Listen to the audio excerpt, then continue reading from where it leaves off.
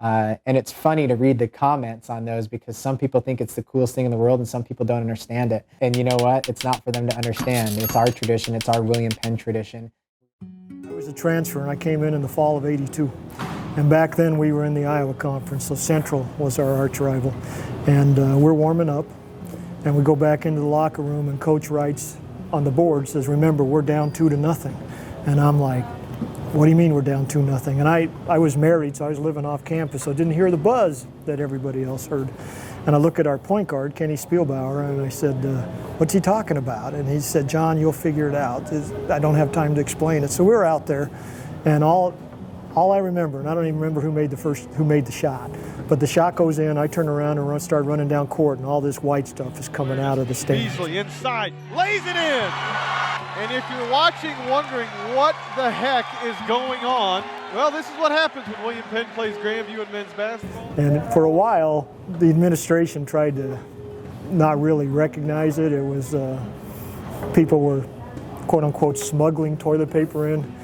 We weren't quite as naive as they thought because they'd be wearing parkas that was 3 sizes too big, you know, and putting it in. And because I went to school here, I played in it. I actually made a shot for the toilet paper. It means a lot to me now as a coach because I like to think that I had something to do with this tradition continuing because when we used to play Central from the 70s, then we changed to NAI, we had to pick a rival. And as a young coach, I actually thought about not continuing it because I didn't want the technical, because we weren't very good when I first started. But I went with it, we picked Grandview, and it's been an even better tradition now. For about the first, well, obviously the first possession or second possession, whenever we score and the toilet paper comes, it's always chaotic. But for about the first 10 or 15 minutes of the first half, we are out of sync.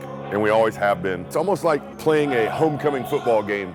You know, it's got that type of buzz around it. I never know what's going to happen. So I don't mean this in a way of like selfish, like all about me, but every one of them wants to make the shot. You know, when I was a student and even when I was a coach, everyone knows we're going to throw the toilet paper, but the university's really not going to, we're just going to let it happen. Well, now the approach is that, well, we know we're going to throw the toilet paper. We know what's going to happen. And we're going to embrace it. You know, we provide some of the toilet paper. You know, it's great to see you have our students throwing toilet paper, but then you have the 85-year-old Booster Club member. You know, everyone throws the toilet paper. It's to the point where, like, you have to be at the game like 2 hours early if you even want to be able to stand in the student section. You have to get there early because of how many students want to be involved in this event. The more energetic we are, the more energetic the Penn Zone is going to be. It's much more of an event than, hey, we're going to do this.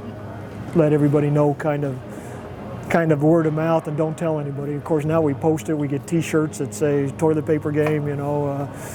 So it's a whole different feel than it used to be that way. Some of the Grandview players over the years that have come back, some of them will actually come back to this game, even though they're not cheering for William Penn.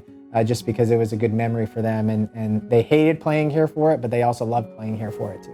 It's just fun to see people smile, and this tradition brings smiles to people and brings happiness to people. And to me, every year, that's the best part about it. It's energy, it's happiness, it's just pure joy when that first basket falls for the Statesmen, and it's just, I'm getting goosebumps talking. I think it's a great tradition, something people remember.